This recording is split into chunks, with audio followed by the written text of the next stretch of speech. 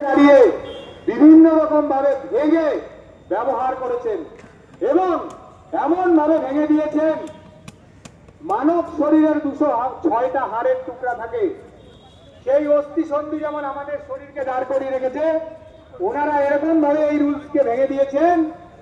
এই রুলস আর কোথাও দাঁড়াচ্ছে না, আর দাঁড়াতেও পারবে না, ওনারা ভেঙে দিয়েছেন। ফলে ওনাদেরই তৈরি করা রুলস 21 নম্বরকে মাননীয় সুপ্রিম কোর্টের প্রধান বিচারপতি তার জাজমেন্টে রাখলেও ওনারা ভুলে গেছে। আমরা ভুলে যাইনি যে জাজমেন্টের 31 নম্বর পয়েন্টে, জাজমেন্টের 39 নম্বর পয়েন্টে বিচারক জাজমেন্ট দিচ্ছেন, উনি সম্পূর্ণ প্রমাণ পেয়ে উঠতে পারেননি। এখানে আমরা ইলেকট্রনিক এভিডেন্স অ্যাক্ট 1872-এর শব্দ শুনেছি, 65B শব্দ শুনেছি। আগে হয়তো কলকাতায় আসলে গাড়ির নাম্বার দেখতাম 65B, এখন এই কাগজে দেখেছি। এই 65B-তে লেখা আছে ইলেকট্রনিক এভিডেন্স প্রমাণ করার জন্য যে তথ্যগুলি সিবিআই প্রদান করেছে, যারা কোনো তদন্ত করলেই সেটাই 100% কারেক্ট হয়ে যায়।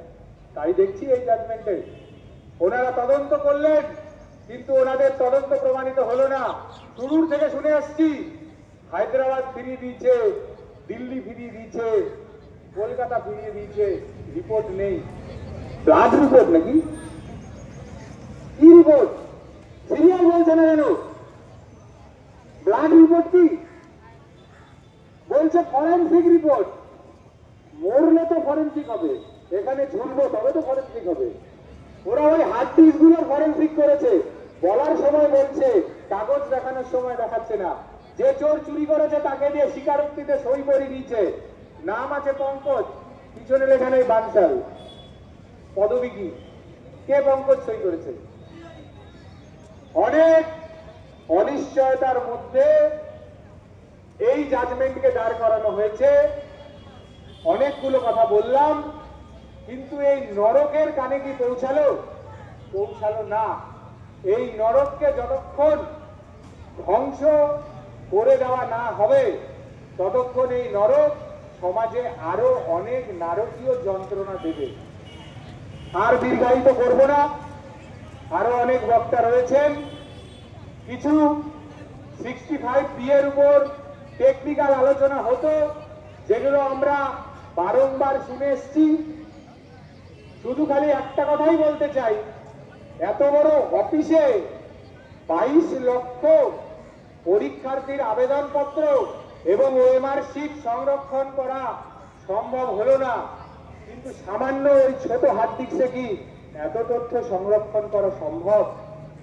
এই প্রশ্নটা আপনাদের কাছে ছেড়ে গেলাম, সমাজের প্রত্যেকটি ব্যক্তির কাছে ছেড়ে গেলাম।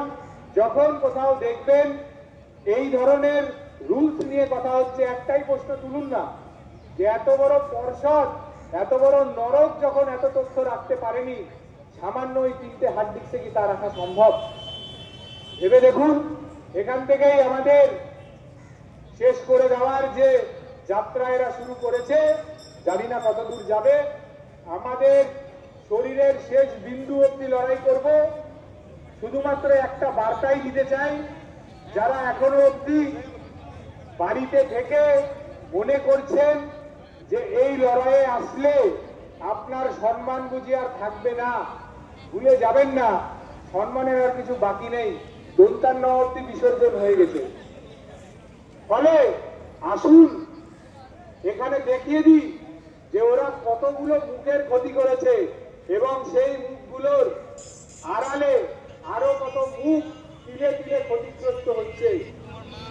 আমার মা আমার সামনে কান্না করতে পারেনি, আমি ভেঙে যাব বলে।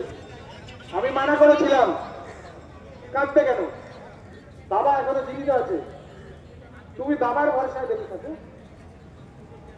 আমার সামনে কাঁদতে পারেনি, পরে লুকিয়ে কান্না করেছে। আমার বউ আমাকে বলল, কি বলবো আমার মাকে, আমি কি জবাব দেবো? এরা সেই জবাব আমাকে দিয়ে দিতে পারবে না। এই জবাব আমাকে ছিনিয়ে নিতে হবে। যতদিন পর্যন্ত এই জবাব ছিনিয়ে নিতে পারবো না, এখান থেকে যাচ্ছি না, যাবো না। ধন্যবাদ সকলকে, সংগ্রামী অভিনন্দন।